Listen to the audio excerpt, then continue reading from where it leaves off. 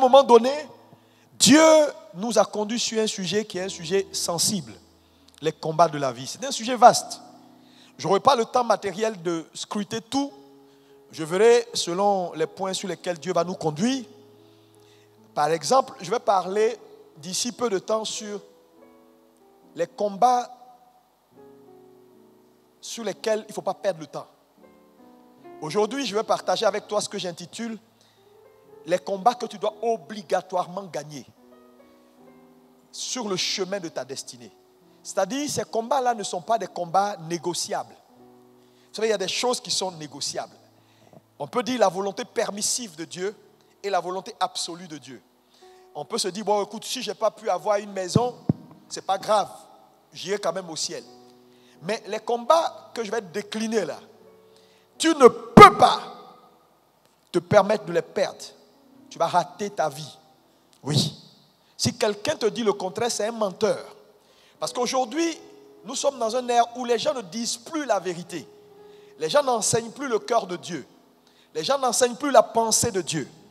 Il y a des combats que tu ne peux pas te permettre ou te donner le luxe de perdre. Et je vais partager quelques-uns seulement avec toi. Nous allons continuer prochainement. Alléluia. C'est pourquoi je ne veux pas être long ce matin. Alléluia. Nous allons faire notre première lecture dans Proverbe 4, verset 23. On va se lever et faire cette lecture ensemble.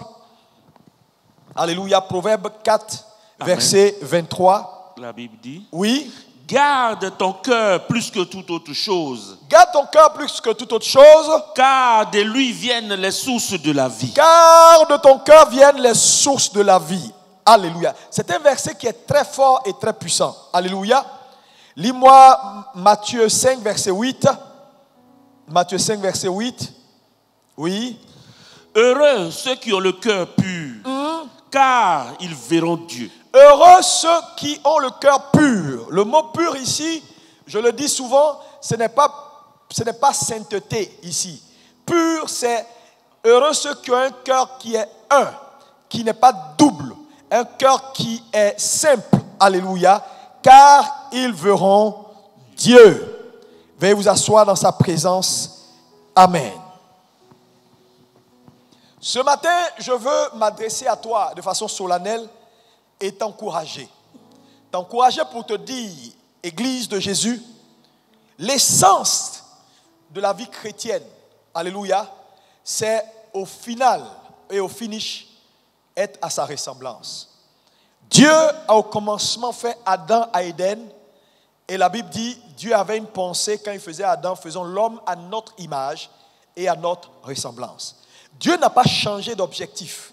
Dieu poursuit le même objectif. Bien que le péché ait changé la trajectoire de l'homme, Dieu a dû lui-même venir pour que l'objectif qui était donc au départ soit et continue. Et donc quand vous venez à l'église, n'oubliez jamais ceci. Je viens d'abord pour ma transformation. Je viens d'abord pour ressembler à Jésus. Mais ressembler à Jésus n'a rien à voir avec Seigneur, voilà, si tu ne me donnes pas ça, des menaces. Non, c'est un processus. Est-ce qu'on peut dire avec moi processus? Plus fort. Et dans ce processus de devenir comme lui et d'accomplir la destinée que Dieu a imposée à chaque vie, alléluia, il y a des combats que vous devez gagner. Parce que les combats font partie de la vie. Et ça, je vous l'ai dit. Et si vous êtes dans cette église, vous devez comprendre que la vie, elle est faite de combats. Alléluia. Et chaque combat que Satan vous impose a un agenda précis. Il faut le savoir. Alléluia. Et les combats sont multiples. Les combats sont multiples. Et il n'y a pas un homme, je vous l'ai dit déjà, qui peut se lever, qu'importe le titre qu'il a, et dire, moi, je n'ai pas de combat. Ça n'existe pas. Parce que même Jésus, qui est Dieu, a fait face à ces combats. Il a fait face à des combats difficiles. Il a pris l'engagement de gagner ses batailles et il les a gagnées. C'est pourquoi la Bible déclare que Dieu l'a souverainement élevé et lui a donné le nom qui est au-dessus de tout nom. Donc le nom que Jésus a, que nous utilisons aujourd'hui, n'est pas un nom qu'il a acquis par complaisance. Il a acquis ce nom-là parce qu'il a gagné gagner des batailles. C'est un nom qu'il a acquis par conquête. Dis-moi Amen. Oh mon Dieu, dis-moi un bon Amen. Et je comprends maintenant pourquoi la Bible dit, dans les derniers jours, lorsque nous allons être dans la Nouvelle Jérusalem, Dieu va décliner pour chaque vainqueur un nom caché. Parce qu'en réalité, en fonction de tes combats et de la victoire que tu vas obtenir, un nom sera attaché à toi. Parce que le nom que le Seigneur va te donner pour l'éternité est un nom qui va être la somme, qui va traduire ce que tu as été et l'épopée qui a été ta vie et comment, avec brio, tu as gagné tes batailles et tu as élevé le nom de Jésus. Donc, nous ne sommes pas dans les mêmes trajectoires. Nous ne sommes pas en train de combattre les mêmes combats. Mais, frères et sœurs, il y a des combats auxquels tous les hommes font face. Et c'est quelques-uns que je vais partager avec toi. Ces combats-là, tu dois les gagner. Et le premier, c'est ce que j'appelle le combat du cœur. Est-ce que tu peux dire avec moi le combat du cœur? Dis ça avec conviction, s'il te plaît. Encore une fois. La Bible dit dans Proverbe 4, verset 23 que nous venons de lire, il dit, garde ton cœur plus que toute autre chose. Car de ce cœur viennent les directions de la vie, les flux de la vie. Ça veut dire quoi? Que la vie d'un homme, ce que la vie d'un homme devient, est initié à partir de son cœur. Donc le cœur devient, pour chaque enfant de Dieu que nous sommes, quelque chose de tangible, d'important, qu'il doit garder. Garder plus que son argent, garder plus que son trésor, garder plus que tout. Il dit avant toute chose, plus que toute chose, tu dois garder ton cœur. Si donc la Bible nous instruit à garder autant notre cœur et à mettre cela en priorité, ça veut dire que le cœur de l'homme fait partie des enjeux. Quand Satan se déchaîne, mon ami, s'il y a une chose qu'il cherche d'abord, c'est ton cœur. Parce que c'est le centre. C'est le centre. C'est de là que viennent les directions de la vie. Mais imaginez, si les directions de ta vie sont déjà biaisées à l'origine. Ça veut dire donc que le combat du cœur devient un combat sérieux que tout chrétien doit gagner. Et ce matin, la grâce de Dieu est avec toi. Tu gagneras au nom de Jésus. Oh, que ton amen soit meilleur que ça. Lis-moi Proverbe 3, verset 1. Frère, c'est très sérieux. Oui. Mon fils, n'oublie pas mes enseignements et que ton cœur garde mes préceptes. Oui. Car ils prolongeront les jours et les années de ta vie. Oui. Et ils augmenteront ta paix. Regardez. Que ton cœur garde mes préceptes. Quand le cœur a ce qu'il faut, alors les jours sont prolongés. Et on vit en paix. Ça là déjà, ça doit te faire bouger pour dire, ça veut dire quoi? Tes prières ne sont pas suffisantes pour garder tes jours longs. Le fait d'être assis dans une église ne suffit pas pour garder tes jours longs. Il y a des choses à savoir. Quand Satan est arrivé à infiltrer ton cœur et à déposer dans ton cœur ce qu'il ne faut pas, tu seras assis et tes jours ne seront pas heureux. Tes jours ne seront pas longs. La bataille du cœur, donc, devient une bataille sérieuse. Comment garder les portes de son cœur pour ne pas que Satan sème dans notre cœur ce qui ne doit pas être? Quand je regarde les gens, il y a tellement de gens qui ont perdu cette bataille-là. Le cœur est rempli d'épines, de choses qui ne doivent pas être. Et aujourd'hui, la conséquence, c'est qu'ils n'ont plus de paix. Parce qu'ils lient cela à la paix. Continue les lectures. Lis-moi Proverbe 15, verset 13. Proverbe 15, verset 13. Oui. Un cœur joyeux rend le visage serein. Oui. Mais quand le cœur est triste, l'esprit est abattu. Ça veut dire quoi? Ça veut dire que ton esprit sera abattu si ton cœur n'est pas en bonne santé.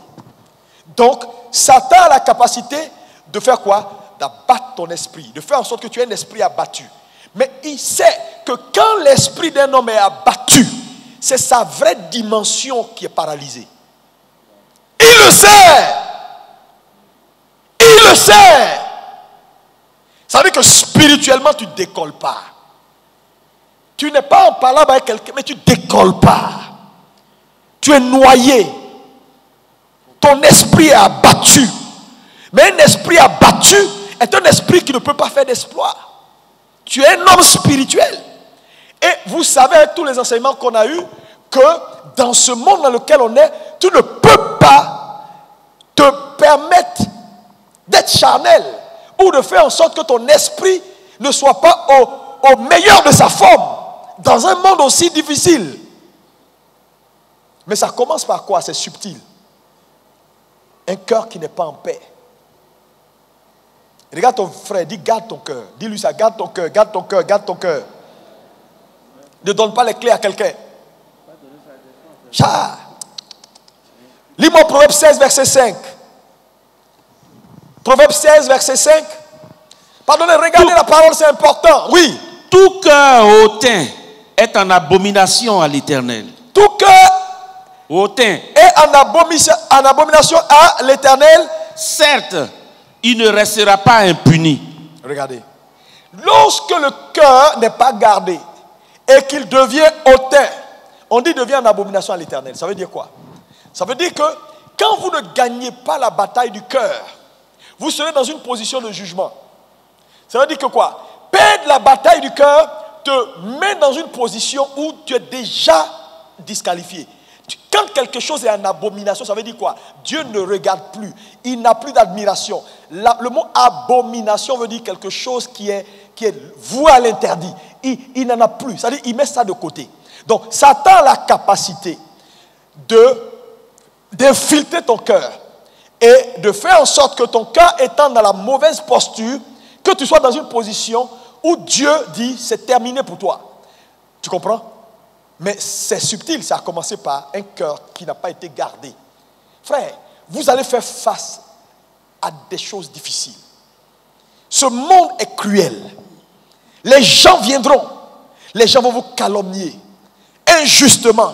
Les gens vont vous faire du mal. Et vous savez, tout ce qui arrivera, tu auras peut-être même raison. Mais garde ton cœur. Parce que l'objectif, c'est infiltrer ton cœur. Satan sait, quand il a infiltré ton cœur, il t'a eu. C'est pourquoi ce matin, si tu es là, ton cœur rempli d'amertume, ton cœur rempli de... Tu es fâché contre quelqu'un, tu es rempli de jalousie, des choses qui n'ont pas leur place. Libère-toi, parce que cette bataille, tu dois la gagner au nom de Jésus. Oh, dis-moi amen. Ça ne sera pas évident de pardonner à quelqu'un qui t'a fait du mal. Et c'est là, le monsieur te fait du mal.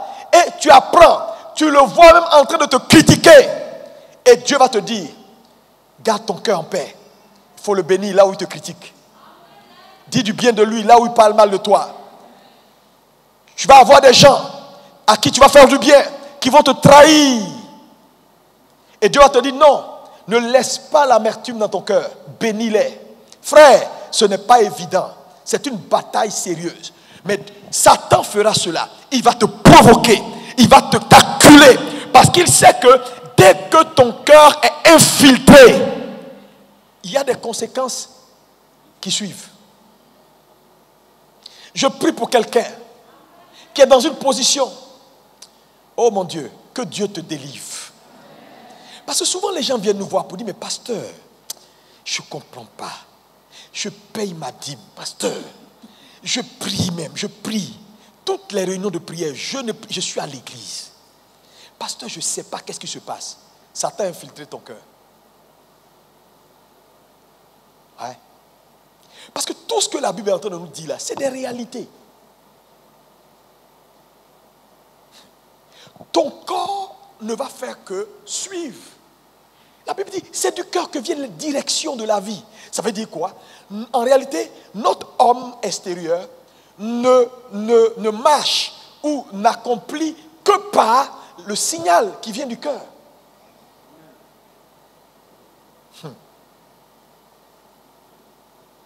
Lis-moi Proverbe 17, verset 20. Et tu me lis le verset 22 également. Oui. Un cœur faux ne trouve pas le bonheur. Regarde. Il dit, un cœur qui est faux ne trouve pas le bonheur. Ça veut dire quoi? Quels que soient tes jeûnes et prières, quelles que soient tes offrandes dangereuses, tu ne trouveras pas le bonheur si ton cœur est faux. Parce que les gens pensent qu'on peut substituer des actes de dangerosité. Ah, moi, quand je suis venu, j'ai donné 1 million au pasteur, et là, c'est fini. Non, mon ami, c'est pas ça. C'est pas ça. C'est pas ça. On n'achète pas Dieu. Dieu est puissant. Est-ce que quelqu'un peut me dire amen? Il dit, un cœur qui est faux ne trouve pas le bonheur.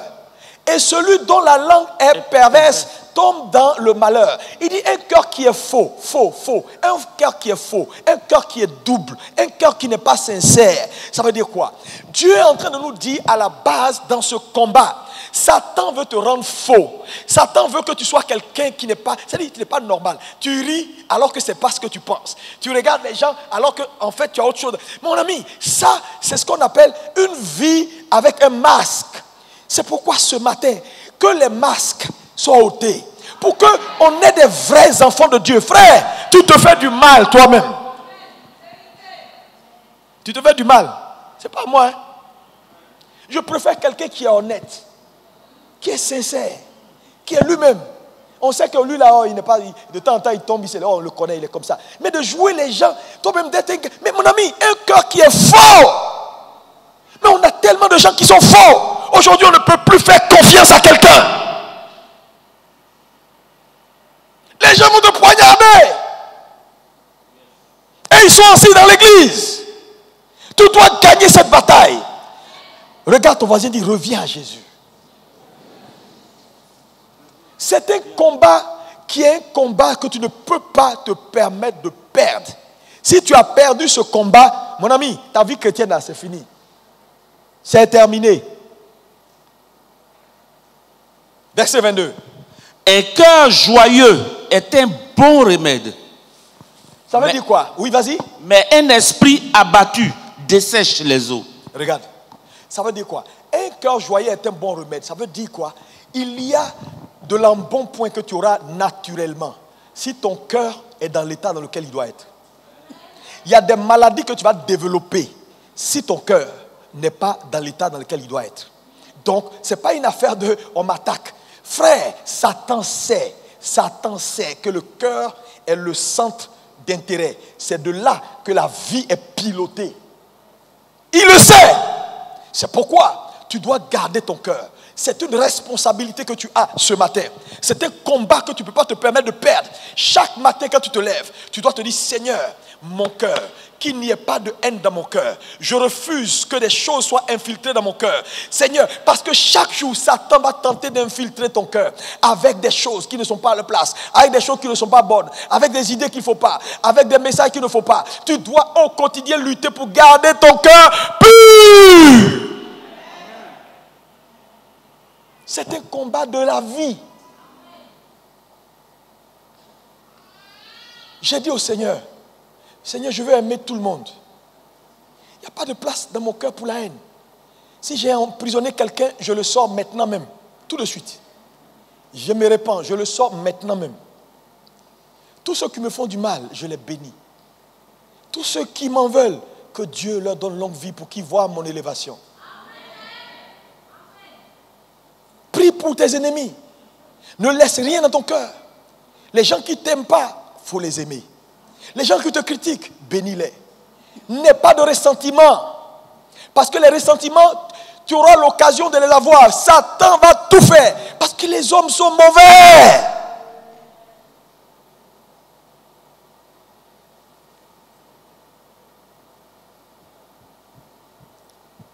Lis-moi Proverbe 20, verset 5. Ce matin, Tu reçois ta liberté au nom de Jésus. Amen. Oui. Les desseins dans le cœur de l'homme sont des eaux profondes. Mais l'homme intelligent sait y puiser. C'est épuisé. L'homme intelligent. Donc le cœur est le centre de tout, mon frère. Regarde ton voisin, dis, voisin, garde ton cœur. Garde ton cœur plus que ton argent. Il y a des gens, leur argent est mieux gardé que leur cœur. Dis Seigneur. Matthieu 15, verset 19. Matthieu 15, verset 19. Car c'est du cœur que viennent les mauvaises pensées. Regarde. Oui. Les meurtres. Oui. Les adultères. Oui. Les impudicités. Oui. Les vols. Les faux témoignages. Les calomnies. Vous voyez, on dit c'est du cœur que toutes ces choses-là sortent. Ça veut dire qu'il faut garder son cœur.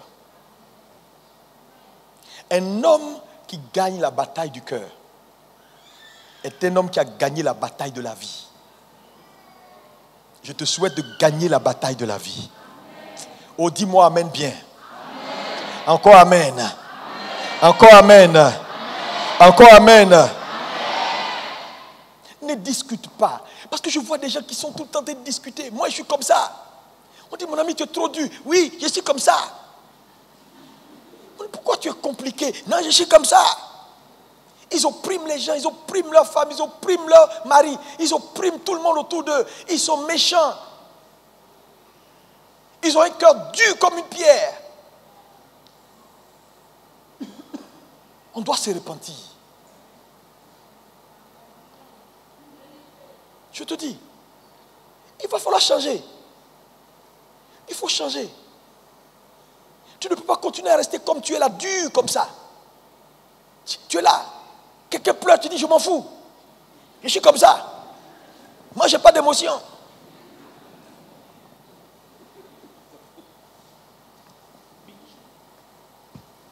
Tu es méchant. Ton cœur, tout le temps en train de soupçonner les gens. Parler ici, voir le mal. Ton cœur est rempli d'épines. Tu as toujours quelque chose, tu en veux à tout le monde. Libère ton cœur. Tu vas détruire ta vie. Satan sait que s'il a gagné cette bataille-là, il t'a eu. Tu n'as plus de destinée. Tu n'as plus de destinée. Les choses vont arriver à ta vie, tu ne vas pas comprendre le fond. Tu n'as pas péché, malheur arrive. Tu n'as pas cherché mari de quelqu'un, malheur arrive. Des choses vont t'arriver. Tu ne peux pas trouver l'explication parce que ton cœur a été infiltré. Du cœur viennent les directions de la vie. Garde ton cœur. Regarde ton voisin, dis garde ton cœur. C'est pourquoi la conversion est importante. Quand on vient à l'église, il faut se convertir. Il faut donner sa vie à Jésus. Parce que cette bataille-là, si tu l'as perdue, tu vas être un mauvais chrétien, un mauvais chrétien. Tu peux même gravir les échelons jusqu'à devenir archevêque et être un mauvais archevêque avec des épines dans le cœur. C'est pourquoi, vous voyez, aujourd'hui, on a toutes sortes d'hommes de Dieu qui sont bizarres parce qu'ils n'ont pas gagné cette bataille. C'est une bataille de la vie. Lève la main, toi, dis Père Céleste. Au nom de Jésus, je reçois la grâce ce matin de garder mon cœur pur. De garder mon cœur pur. De protéger mon cœur. Au nom de Jésus, je refuse l'amertume. Je refuse la douleur. Je refuse d'emprisonner des personnes dans mon cœur. Je libère mon cœur. Je libère mon cœur. Je relâche la grâce. La grâce au nom de Jésus. Seigneur, à partir d'aujourd'hui, dans mon cœur, qu'il n'y ait pas de place pour ce qui ne glorifie pas Dieu. Au nom puissant de Jésus. Amen. Acclame pour Jésus.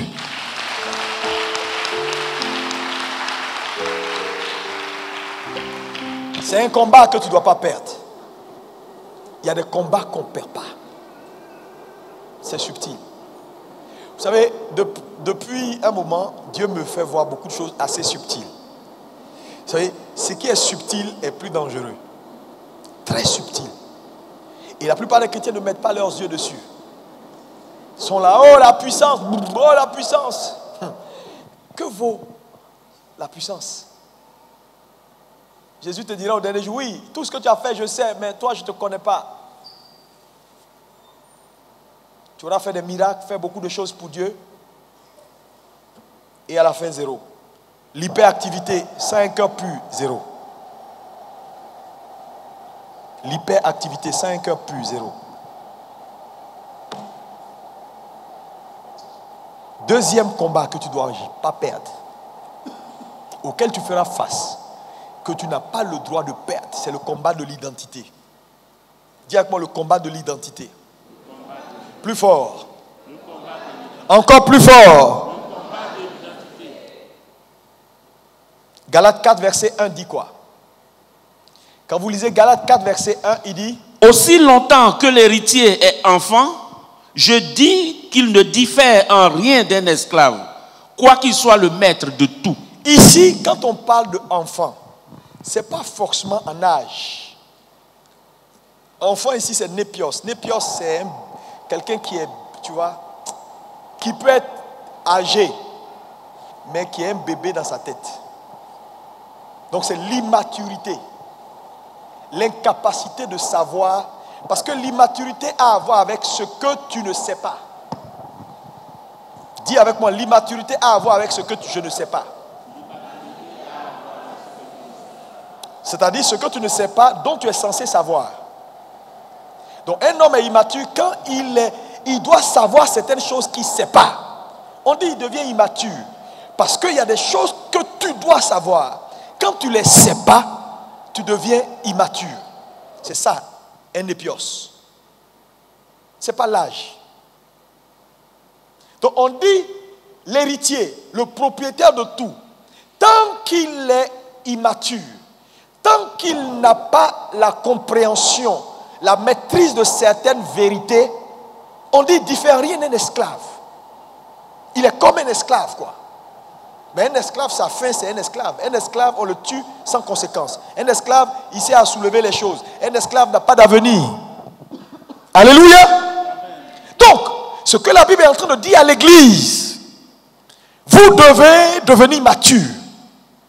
Parce que la deuxième bataille auquel vous allez faire face, dont vous n'avez pas le droit de perdre, dans votre marche vers l'accomplissement de votre destinée, c'est la bataille de l'identité. Frère, cette bataille est sérieuse. Parce que de tous les temps, Satan a confronté les hommes avec cette bataille. Lorsqu'il est arrivé à Éden, la première chose, c'était ça. Il arrive, il entre dans le jardin, et puis il interroge Ève. Qu'est-ce que Dieu a dit ici? Ève n'est pas capable de rendre avec exactitude la parole que Dieu a donnée. Lisez, Genèse, vous allez voir. Dieu a dit, si vous mangez, vous mourrez. Ève a dit à Satan, si on mange, il est probable qu'on meure. Dieu n'a pas dit probable. Il dit, tu vas mourir. Ève dit, il y a possibilité qu'on meure. Il n'y a pas possibilité. Si tu manges, tu meurs. Donc Ève ne savait pas, ou Ève n'avait pas intériorisé ce qu'il fallait. Maintenant, la ruse dans la question de Satan, c'était quoi? C'est qu'il dit à Ève, vous n'allez pas mourir. J'ai des informations supplémentaires. Vous allez devenir comme des dieux. Mais en réalité, c'est Ève qui l'a piégé. Parce que ce qu'il propose à Ève, Ève l'est déjà. Ève était déjà comme Dieu. Donc Satan va toujours te proposer ce que tu es ou ce que tu as pour te voler ce que tu as. Voilà pourquoi le combat de l'identité devient un combat sérieux. Parce qu'un homme qui ne sait pas qui il est un homme qui a tout perdu dans la vie. Que Saint-Esprit aide-nous ce matin.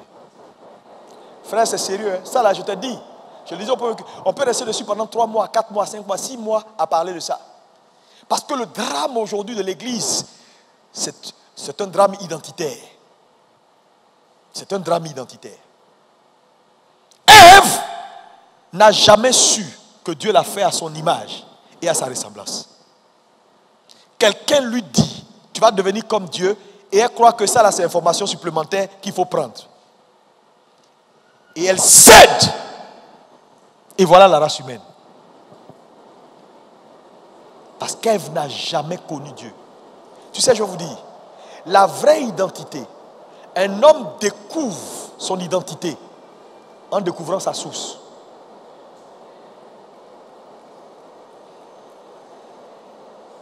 Tu sais, tu sauras qui tu es quand tu sauras d'où tu viens. Le problème de l'église, c'est que la plupart de nos chrétiens sont assis dans nos églises, mais ils ne savent même pas qui ils sont, parce qu'ils ne l'ont jamais connu. Donc vous comprenez qu'en réalité, l'enjeu là, il faut que les gens se convertissent.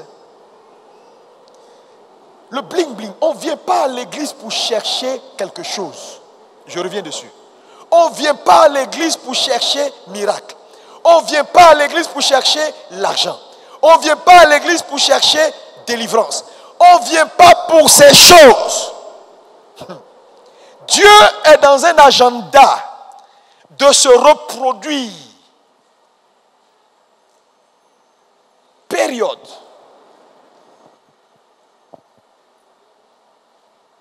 Regardez nos églises aujourd'hui. Viens, tu auras le miracle. Viens, Dieu va faire pour toi. Viens, le mari en 6 mois. Viens, tu seras prospère. Viens, les sorciers ne vont pas te manger. Les gens courent dans nos églises avec un motif. C'est-à-dire un évangile tronqué. Parce qu'on a peur si on leur dit autre chose que viens voir, tu vas voir le miracle, Dieu va t'aider. Oui, Dieu va t'aider. C'est une réalité. Mais l'aide n'est pas la priorité. Il dit le royaume des cieux d'abord et toute autre chose ensuite. Ça fait que les gens grandissent. Ils sont dans nos églises 5 ans, 10 ans, 20 ans après. Ils sont nommés diacres, ils sont anciens, ils sont même pasteurs. Et ils ne savent même pas qui ils sont parce qu'ils ne l'ont jamais connu. La preuve qu'ils ne l'ont jamais connu, qu'ils ne savent pas qui ils sont, perdu la bataille, c'est que Satan questionne sur ton affaire. Jésus sort des eaux du baptême. Et la Bible déclare que Satan l'envoie quelque part. Alléluia. Dis-moi, Matthieu 4, verset 6. Alléluia. Oui. Qu'est-ce qu'il fait? Oui. Et il lui dit, si tu es fils, mais il sait que le monsieur est fils. Il a entendu le père parler. Il n'y a même pas 25 minutes. Quand le gars est sorti des eaux, celui-ci est mon fils bien-aimé, en qui j'ai mis toute mon affection. Il a entendu. Mais il vient voir Jésus pour savoir, est-ce que le type là même, il sait de quoi il s'agit. Si tu es réellement le fils, fais ça. Mais en réalité, si Jésus avait fait, ça veut dire que Jésus ne savait pas qu'il était fils. Il a questionné l'identité de Jésus. Regarde ton voisin, dis-lui, tu es qui? Qui es-tu? Je suis Joséphine Kwadjo, née épouse Madeleine. Ça, c'est pas toi.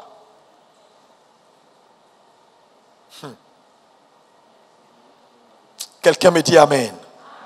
Oh, que ton amen soit meilleur. Lis-moi Marc 8, verset 29. Oui.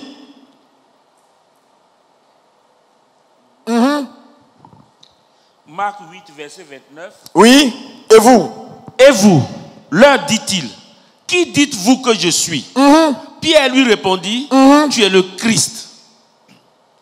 À un moment donné, Jésus pose la question sur son identité. Parce que c'était important. Ceux qui marchaient avec lui, qui devaient être à sa suite pour propager l'évangile, devaient le connaître. Parce que vous ne pouvez pas vous connaître sans le connaître. Donc, à un moment donné, les gens disent, tu es Élie, tu es Jean-Baptiste. Il y avait tellement de cacophonie. Ah, tu es ça, tu es ça. Il dit, écoute, vous là même, vous qui êtes avec moi, vous qui mangez avec moi matin et soir, je suis qui? Tout le monde a commencé à raconter sa vie. Tu es ça? Tu es ça. Donc en fonction de ce que chacun avait comme identité de Jésus, sa réaction. Et Pierre reçoit la révélation. Il dit non, tu es le Christ, le Fils du Dieu vivant. Il dit à Pierre, ce ne sont pas la chair et le sang qui t'ont révélé ceci. Ça veut dire quoi? On ne peut pas arriver à la découverte de soi si on est charnel.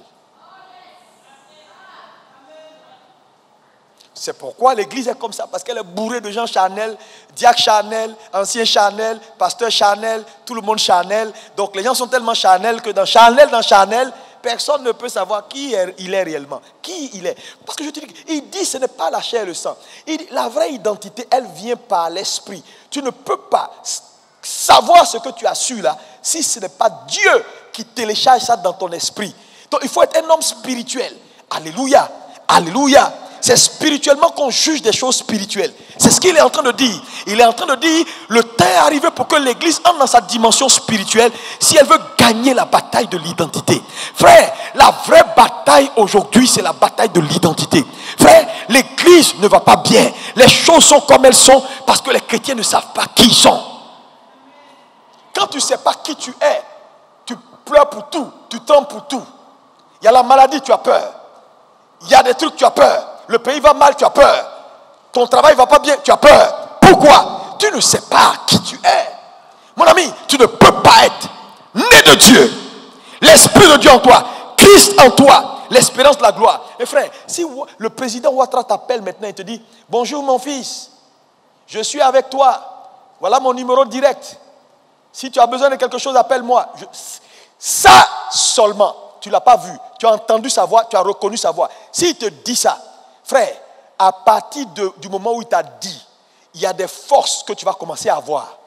Il y a des convictions qui vont naître en toi. Il y a des dispositions que tu vas prendre. Oui, parce que quand un homme découvre, alléluia, son identité, alléluia, il gagne des forces. Satan sait. Satan le sait. Je vous dis, le signal dans le spirituel dépend de ta découverte sur la terre. Je m'explique. Ici, là, dans le monde spirituel, si c'était un tableau, il y a peut-être deux points ou 3 points avec des lumières. Et tout le reste, c'est dans le noir. Maintenant, quand un homme découvre qui il est, parce qu'il a connu, et donc tel je suis, alors sa découverte de qui il est allume le tableau là-bas. Et puis on dit, ah, il y a une étoile qui a découvert qu'elle brille. Automatiquement, le monde spirituel est alerté. Parce que quand un homme découvre son identité, il découvre ses capacités. Oui. Non, mon ami, tu découvres en même temps tes capacités. Frère, un petit éléphant, quand il regarde son papa, il connaît son avenir. Il n'a pas besoin de faire jeûne et prière, il sait qu'il va grossir. D'où vient qu'on est obligé de forcer la main à Dieu pour des choses qui sont naturelles? On ne sait pas qui on est. Éléphant ne va pas jeûner, il ne va pas aller demander pardon à son père, s'il te plaît, je veux grossir comme toi. Quand il a vu papa, il sait que c'est une affaire de temps.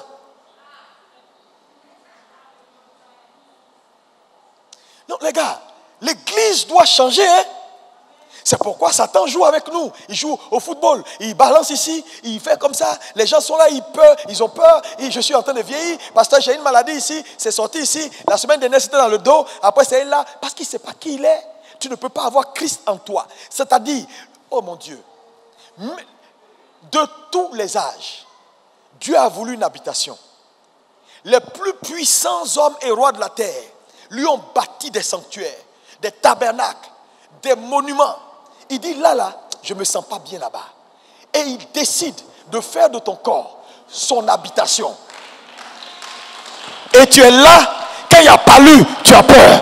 Quand on dit à sorcier, tu as peur. Quand on dit ici, tu as peur. Hey, ça va aller comment? Seigneur, il n'y a pas le mari. Est-ce que je ne suis pas en train de vieillir? Comment? Mon ami, tu ne sais pas qui tu es. la vérité. Voilà la vérité. C'est pourquoi on dit, quand l'ignorance est là, quand l'héritier est ignorant, il est immature. Bien qu'il soit le propriétaire de tout, il bénéficie de rien. C'est pourquoi on a tout, on fait des confessions, on parle. C'est des grosses confessions. Mais entre nous, les gens meurent comme des esclaves, bien qu'ils soient princes. Parce que je te dis, tes prières ne seront pas suffisantes pour te faire entrer jusqu'à un certain niveau. Parce qu'une prière sans la connaissance de son identité, c'est du bruit. Quelqu'un qui parle, c'est comme un fou qui crie. Il raconte sa vie, on entend du bruit, c'est ça. Quelqu'un qui prie sans savoir qui il est.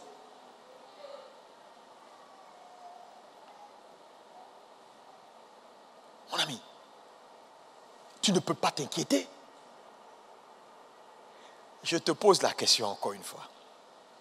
Si on te dit, en fait, ton papa c'est vraiment Bill Gates, quand on a fait le test ADN là, c'est clair, c'est lui. Qu'est-ce qui va t'arriver? Hein? Il y a des soucis, tu n'auras plus. C'est-à-dire, tu n'as pas l'argent là encore. C'est information qu'on t'a donné. On t'a montré papier avec test ADN. Tu n'as même pas encore l'argent du monsieur. Mais avec papier là, comme papier là authentique, tu as vu, test ADN positif. Origine, Bill Gates et moi on a même... Ah non. Tu sais, je vais commencer à parler mal au ministre à Abidjan ici. Parce que tu fais, j'achète ta maison. Parce que tout a un prix. Mais attends, c'est une information. Maintenant, la Bible, c'est pourquoi je dis les gens ne croient pas en Dieu. La Bible écrit, dans toutes ces choses, tu es plus que vainqueur parce que Jésus-Christ a triomphé. Et puis tu regardes ça, c'est écrit noir sur blanc. Et puis ça te donne pas de force, ça te dit rien. Mon ami, tu ne sais pas qui tu es. C'est normal que l'église soit dans la défaite. C'est normal que les choses ne marchent pas. Ce n'est pas un combat que tu peux te permettre de perdre. Toute personne qui ne gagne pas le combat de l'identité n'entrera pas au ciel. Je répète. Comment tu as fait? Parce qu'en réalité, la foi est bâtie sur le combat de l'identité. Oui. Parce qu'à un moment donné, il va falloir que tu saches clairement ce que Dieu a fait pour toi, que tu l'admettes, que tu acceptes qui tu es devenu. Parce que c'est sur ça, c'est sur ces évidences-là que ta foi est bâtie. Ou bien elle est bâtie sur quoi?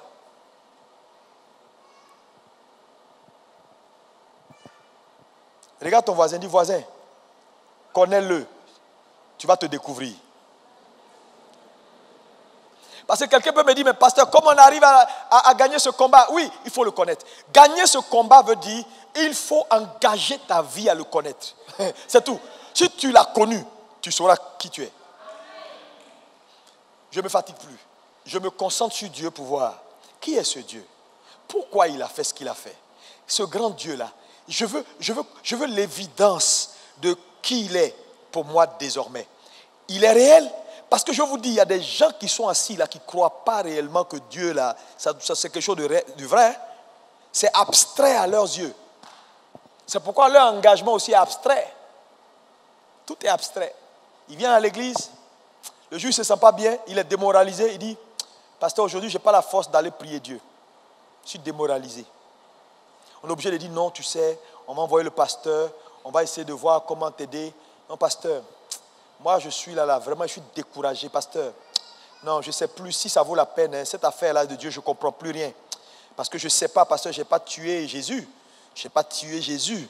Mais je ne comprends pas pourquoi ma vie est comme ça, pasteur, je n'en peux plus, pasteur. Et là, même, on vient de me dire que, voilà, j'ai fait l'examen, on m'a dit que, voilà, je n'ai plus d'ovule. On m'a dit, voilà, pasteur, c'est compliqué. Pasteur, vraiment, je ne sais plus, je ne sais plus. Oh, alléluia, alléluia, alléluia, alléluia. Oui, prends tout, Seigneur. Puis il chante. Il cherche les chansons qui font pitié. Oui, prends tout, Seigneur, aie pitié.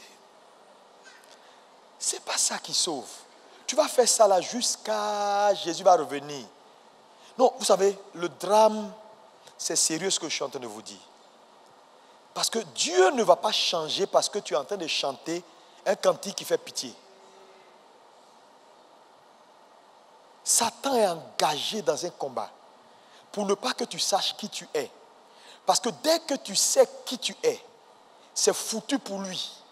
Dès que tu sais qui tu es, c'est fini pour lui. Son gombo est terminé. Dès que tu sais qui il est, il ne peut plus squatter ta vie.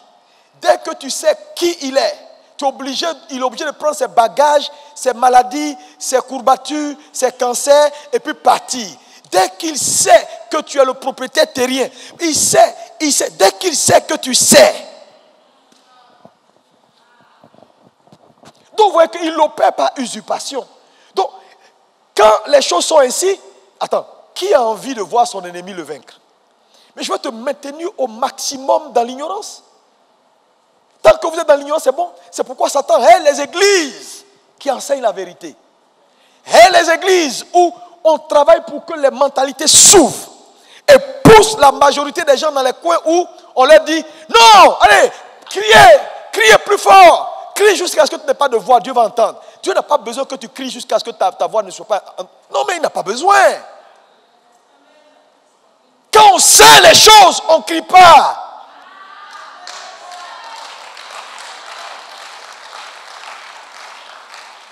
Quand vous voyez quelqu'un en train de frapper une porte et puis crier, il n'a pas la clé. Quand on a la clé, on ne fait pas de bruit. On fait clac. On entre. On ne négocie pas une porte quand on a la clé. Mais c'est quand on n'a pas qu'on négocie avec la porte. Attends, on ne va pas soudoyer Dieu pour des choses qu'on a. On ne va pas demander pardon à Dieu pour des choses que nous sommes. Il dit, vous êtes des dieux, on est obligé de demander pardon à Dieu pour nous guérir. Il dit, vous êtes des dieux, je vous ai tout donné. Non, non, on n'en a pas besoin. C'est l'ignorance qui fait ça.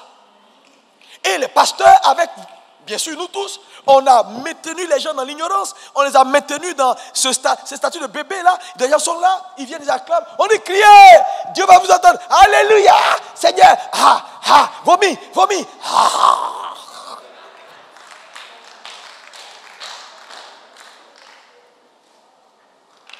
Mon ami, je dis, quand tu sais, tu sais. Mon père s'appelle Amazou Pascal. Je sais ça. Quand j'entre chez moi là, je ne demande pas permission. Je rentre. Souvent même quand la porte est fermée, que le boy là ouvre pas vite, je suis énervé. Je dis, ça va pas là. Parce que lui, il n'est pas chez lui. On te dit de garder un truc. Et puis, oui, bonjour monsieur, c'est qui? Pousse là-bas. C'est qui? Renseigne-toi, tu vas savoir que ce n'est pas un étranger. Mon ami, prends tes responsabilités. Hein. Ce monde-là, c'est un monde sans pitié pour les ignorants. Vous ne pouvez pas vous permettre d'ignorer votre statut. J'ai dit, dimanche prochain, je vais vous remettre des fiches. À tout le monde, 50 points de confession. Tu vas coller ça sur ton miroir, là où tu te maquilles tous les matins. Et tu es là, avant de faire tes cheveux, le truc est devant toi. Tu dois les confesser. Qui tu es? Qu'est-ce que Dieu a fait pour toi? Mon ami, soit tu crois la parole, soit tu crois Dieu, soit tu arrêtes de venir à l'église et puis tu vas être musulman.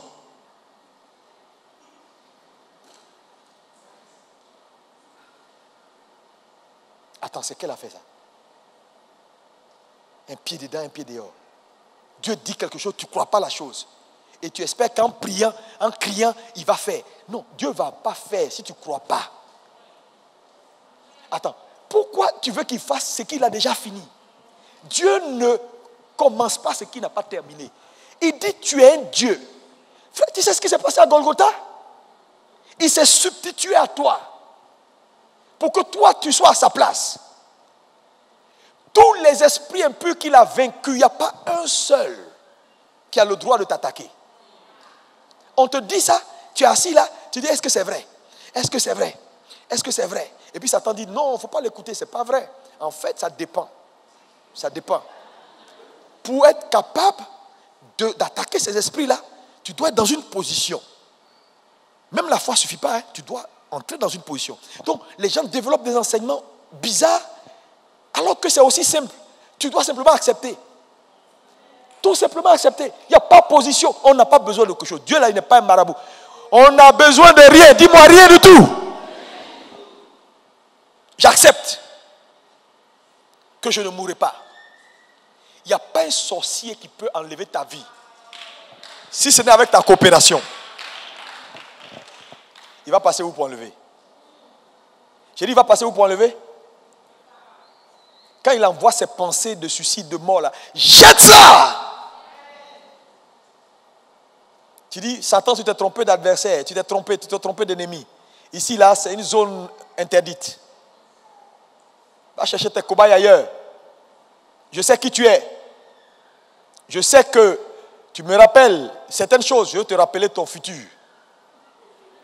Satan va prendre la fuite parce qu'il sait. Il a dit, ce gars-là me connaît, il me connaît. Vous savez, les voleurs n'aiment pas aller là où on les connaît.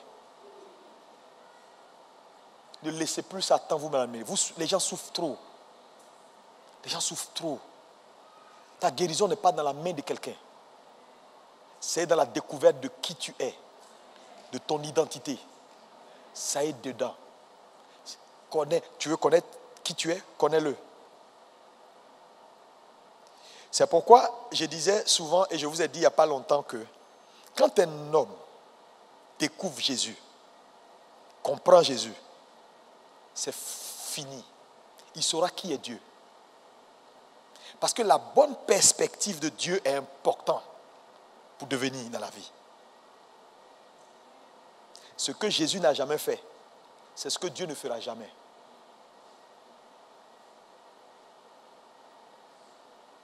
J'ai dit ça une fois au pasteur, ils étaient choqués. J'ai dit, mais pourquoi vous êtes choqués? Ils disent, mais pasteur, dans la Bible, Dieu il tue. J'ai dit, Dieu tue dans l'ancienne alliance. Ok. J'ai dit, mais quand tu étudies la vie de Jésus, tu as vu Jésus tuer quelqu'un un jour? Il dit non. J'ai dit, si Jésus n'a jamais tué une seule fois, ça veut dire, le verset que tu as lu, on dit Dieu a tué là, c'est une impression. Parce que Jésus est l'expression de ce que Dieu est et de ce que Dieu peut être ou Dieu peut faire.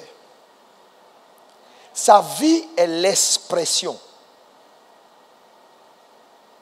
C'est pourquoi il dit, je suis le chemin. Pas un chemin, le. C'est exclusif. Tu me découvres, tu connais Dieu. Entre moi et Dieu, il n'y a pas de contraste. En comportement, en attitude, en agissement, en tout. C'est pourquoi il est venu, il a corrigé certaines choses. Il dit, Dieu a dit, mais moi je dis.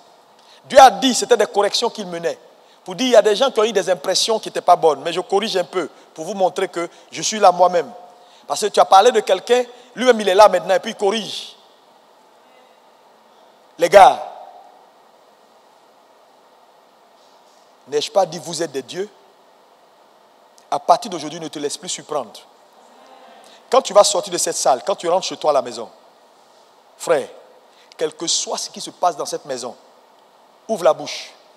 Tu es un homme spirituel. Tout ce que tu vas déclarer, crois que ça va s'accomplir. Non, tu sais, attends, c'est pas toi qui as écrit la Bible. Hein.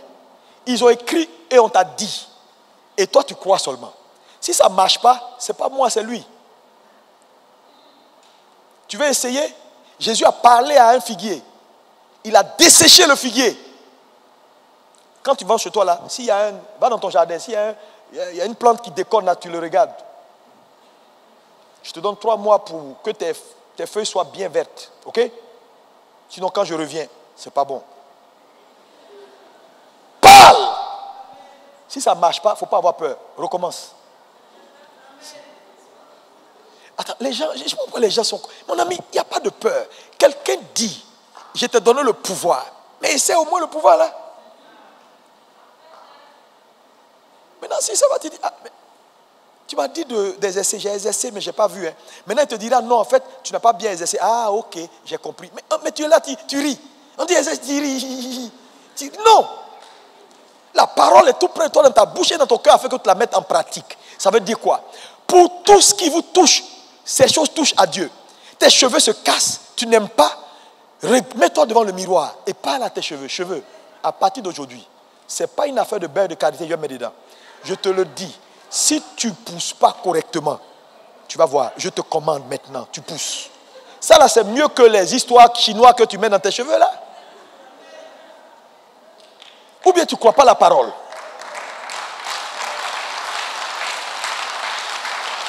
La parole est créatrice. Dis-moi amen. Quelqu'un fait des bêtises, regarde la personne, pointe vers la personne, libère la parole créatrice. Tu es un Dieu. Et je vous dis, depuis que Dieu a fait la création, mais regardez aujourd'hui le monde, tout ce que vous voyez là, ce n'est pas Dieu qui est venu faire ça pour les hommes, hein. C'est les hommes déchus, hommes déchus. Quand vous allez à Dubaï, dans ces coins-là, dans ces pays développés là, vous pouvez voir ce qu'est l'homme déchu. Un esprit déchu est capable de faire. Imaginez un esprit régénéré. Imaginez. Je veux que tu te lèves et que tu commences à partir d'aujourd'hui à parler, à saisir les opportunités pour libérer ton identité. Déclare au monde spirituel que tu es présent et que quand tu entres quelque part, il n'y a plus de décès qui peut arriver là-bas. Mais quand tu le dis, il ne faut pas avoir peur. Crois, parce que c'est ce qui est écrit. Le sorcier qui peut me tuer, il n'est pas né. Quand tu dis ça, tu n'es pas en train de dire des paroles pour te... Non, il n'est pas né. La Bible dit toute âme spirituelle, tout c'est tout. Forgé. Le mot forgé veut dire l'âme n'est même pas encore fabriquée. Mais Dieu va mettre défaut de fabrication dedans. Pour que quand ils utilisent là même, ça ne marche pas. C'est-à-dire qu'ils ne vont même pas pouvoir utiliser parce qu'il y a défaut dans la fabrication. Parce que vous savez, tout ce qui se fait en direct a toujours des effets collatéraux. C'est pourquoi Dieu ne veut pas que tu sois en combat avec ton ennemi en direct. Donc il va biaiser le combat même à la source, pour que le combat n'ait même pas lieu.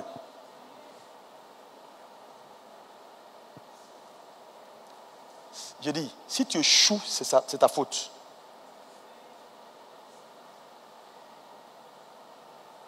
Dis le combat de l'identité. Encore plus fort.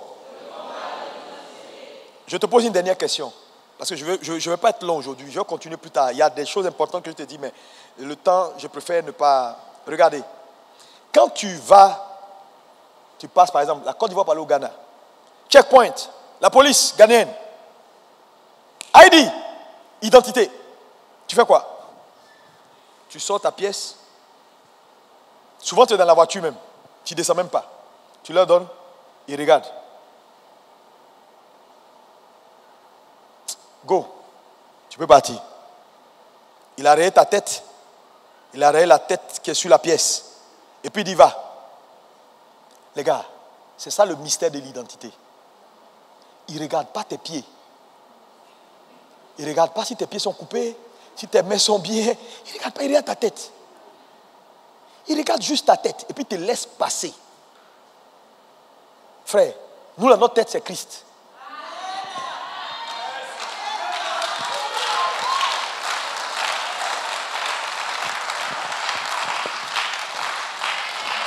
Il est la tête de l'église. Ça veut dire quoi? Quand Satan, c'est dans le monde spirituel, quand on prend ton identité là, on ne voit pas tes défauts. On regarde juste la tête. Pied est cassé, pied est tordu, pied est comme ça. Ici, là, il y a force, il n'y a pas force. Tant qu'on a vu la tête et que la tête est au point. Mais Dieu s'est arrangé à ce que la tête là soit Christ. Parce qu'en réalité, dans le mystère de l'identité, c'est la tête qui compte.